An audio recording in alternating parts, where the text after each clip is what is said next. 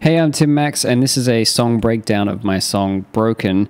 If you haven't heard the finished track, I'll leave a link below where you can go and check it out. But in this video, we're going to be talking about mixing the song.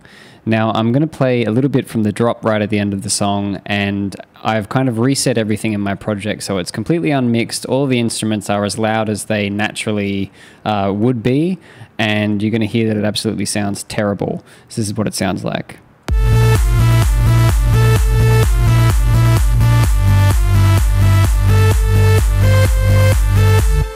Okay, yuck, right? So what we're going to do is we're going to go through and we're going to turn all our tracks down, and we're going to start from scratch using the kick drum as our main reference point, and we're going to start mixing the track. Okay, so I've gone through and turned every track except for the kick drum down to 0, and I've also muted the vocals. So now we're just hearing the kick drum. Now bring up my mixer here and we'll be able to see what we're talking about, the main output. Okay, so we can see the main output over here on my mixer. Currently I'm running my voice through it just for the purpose of recording this tutorial, but here's the kick drum. So you can see it's peaking right around digital 0. Now if I go down here, I'll actually find the, this is the output track for the kick drum, and I put an EQ on here to boost the kick drum at around 50 Hertz. So if I turn that off, you'll hear what it sounds like. And then we turn it back on. Just kind of gives it that extra bump in the bottom, very, very bottom end. Now, the next most important instrument is going to be the bass, so we're going to mix the bass up to go with the kick drum. Now, first of all, what's important is that the bass doesn't actually overwhelm the kick drum or vice versa. So what I've done is set up a different EQ on the bass. So this is the kick drum on the right, the bass on the left. Maybe if I put them on top of each other, it'll be easier to see. So as you can see, the kick drum's being boosted at about 50 Hertz. The bass is being boosted at about 100 Hertz. So where the most energy is coming for each of these instruments is at a different frequency range. As well, for both of them, you'll see that the kick drum kind of cuts out at around 100 Hertz where the bass has been boosted. So in terms of frequency, they're not really conflicting with each other all that much. As well as that, there's a side chain compressor running on the bass, so it will actually dip down when the kick drum hits. So let's go and mix this bass back in.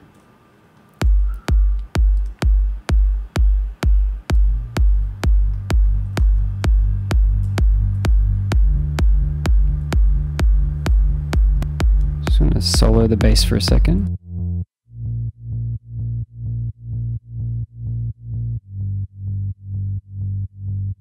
So I'm going to leave it kind of hitting around minus 13 decibels on the actual bass meter, but when you see it on the output, it actually is around minus 12. So that's about perfect kind of range between kick drum and bass sound, which will allow in mastering there to be plenty of compression without it being too overwhelming or you know, too kind of brick walled.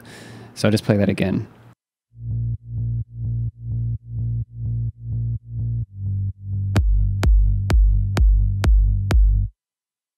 Okay, so now I'm going to use the bass instrument as the reference point for the rest of the mix. So I can effectively almost turn the kick drum off and mix everything else from the bass.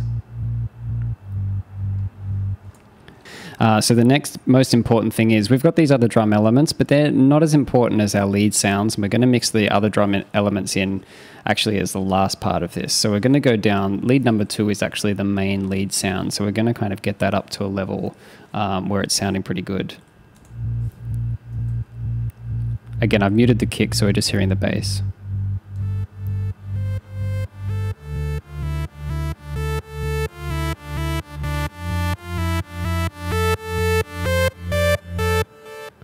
Okay, we don't want it too loud.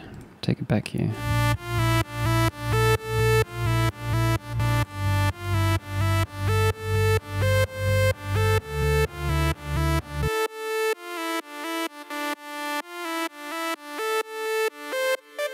So if you look at the output meter on the right when I solo the kick, you'll see that it just pops up a little bit louder than the bass.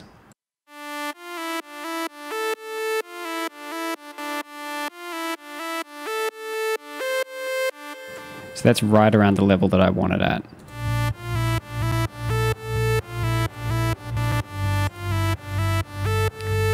We'll mix the other lead sound in.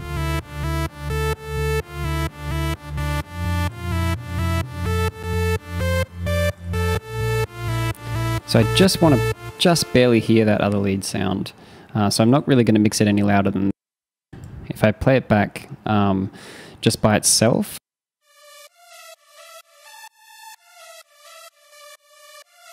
you can actually see on the meter over there that it's quite low in the mix, and that's fine because I just want to hear it a little bit. I don't want to hear it a lot.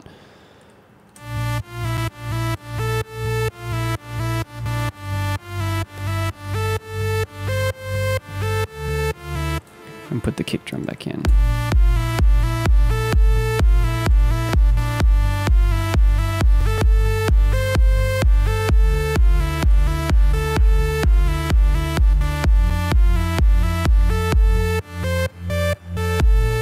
Okay, so in there should be a little drum hitting, so we're going to add that back in. And it needs to be loud enough so that it kind of pumps through above everything else, because it's actually a really kind of important part once the phrase kind of turns around. So let's mix that back in. So obviously that's not loud enough. We're going to turn it up a little bit more. No, it's still not loud enough. Let's just try if we keep it at 0 where it was. That's better. So if you watch the meter on the right, so you can actually check, you can see that it peaked at about -6 decibels, which we know is louder than anything else that we've got in our mix at the moment, because the bass was sitting at around -12, and we've mixed the lead sounds to sit off the bass, so that one lead's a little bit louder, one lead's a lot lower, and we know that that snare sound is going to pop through above everything else. And then the same thing with the hats.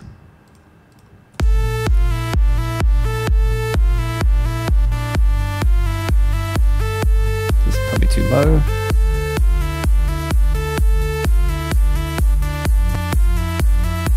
Again, same kind of thing. I kind of just want to hear them.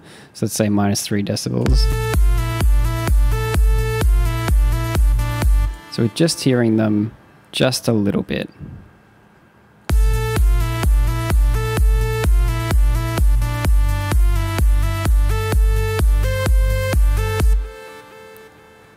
Okay.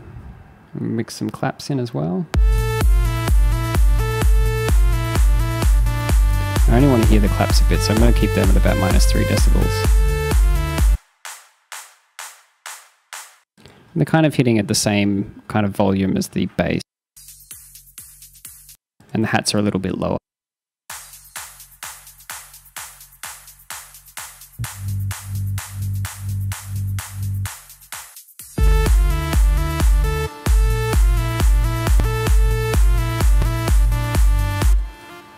So the other thing is the effects.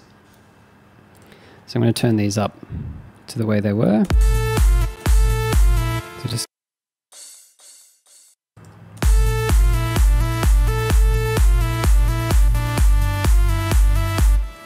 same thing here. I know I had that at around -6.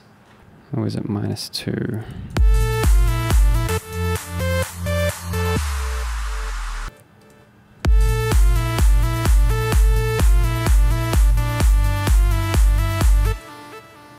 Okay, so that's all sounding pretty good. Let's go back to the verse and we'll just try to put that together. Going back to the verse, I'm going to actually play all of the vocals and all of the other tracks. This is kind of at the volume level that they naturally would be set as, so this is completely unmixed.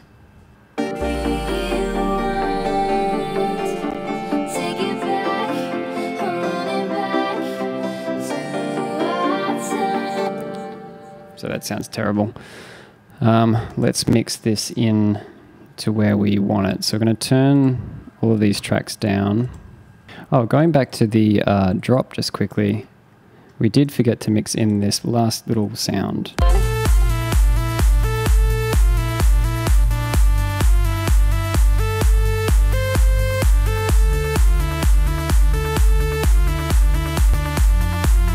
So just kind of want it up to a little point where we can hear it.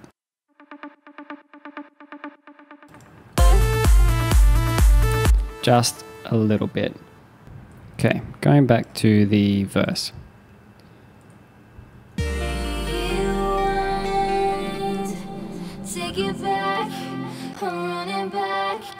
Okay, I'm going to mute the vocals, and now let's, first of all, we know that this synth here is the main part of the verse, so I'm going to turn that up. But I don't want it to be too loud, because what we need is for the verses to be a bit softer than the drop. So I'm kind of just going to bring it up just a little bit.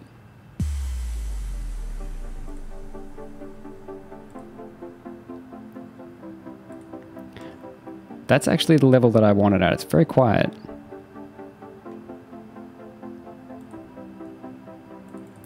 Okay, so then we're also going to bring up this atmospheric element.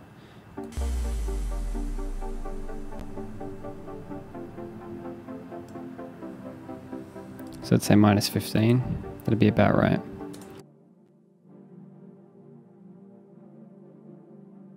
So we just want it a little bit. It might actually be hard to hear on YouTube, but it is coming through just a little bit underneath that.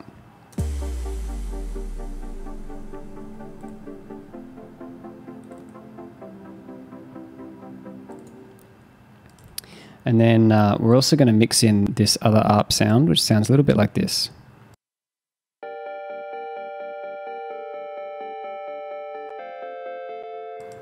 Okay, so I'm going to turn it down again, we'll mix it in.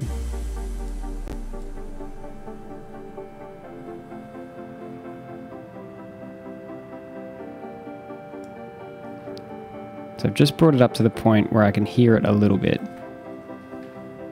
But what I want to do is I actually want to take that a little bit to the left so that it sticks out a bit more.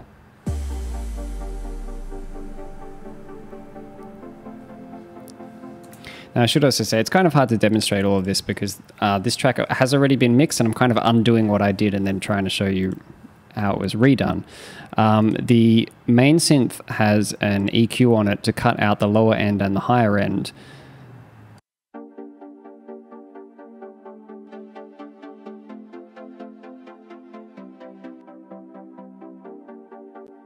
I don't want that kind of more open synth sound, so I've kind of cut out that higher end. Same thing with this ARP underneath it. I've cut out all of the lower end, and for this atmospheric synth, I've cut out the lower end and the higher end. You can see on the graph just on the left here. So then we're also going to mix in, probably at this point would be the main vocal. And I can actually say that this track is already at the correct setting. So unmute the vocal track, but we'll mute that.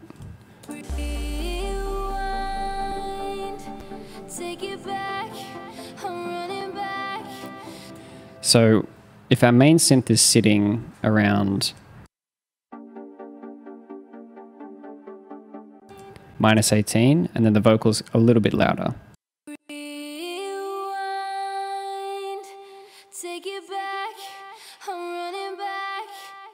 Right around the same level, if not a little bit louder on some notes.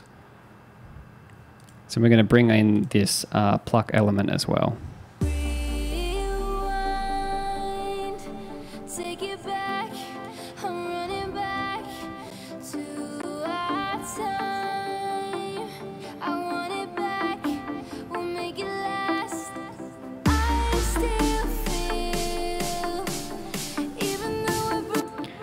So I just wanted that up to where you can hear it because it is the main kind of riff of the song, but I'm also going to shift it to the right a little bit in the mix, just so that it's not sitting dead center and not interfering with the vocal as much.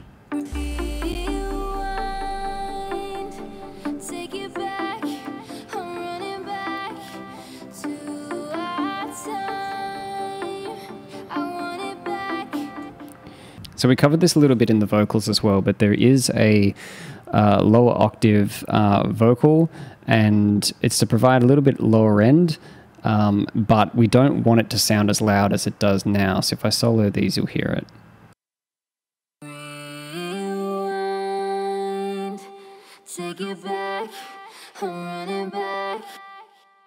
So let's mix that in to where we want it to be.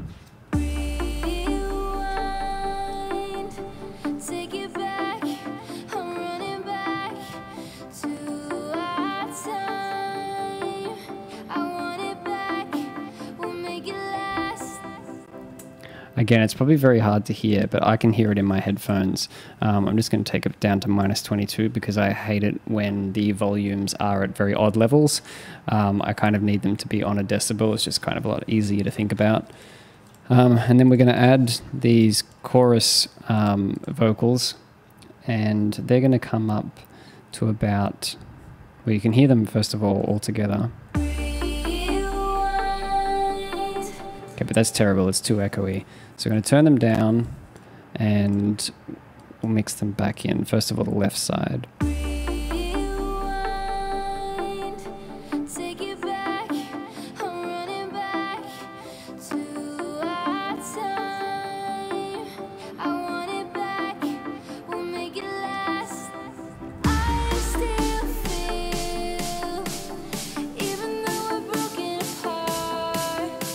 Okay, so we can just hear it a little bit. Again, it's subtle, but that's the effect that we want. We want you just barely able to hear it so that it creates an effect without being a focus. So that's the main parts of the song mixed. Come back tomorrow and we're going to talk about mastering the track. If you guys like the video, subscribe, leave some comments, and let me know if you've got any questions as well.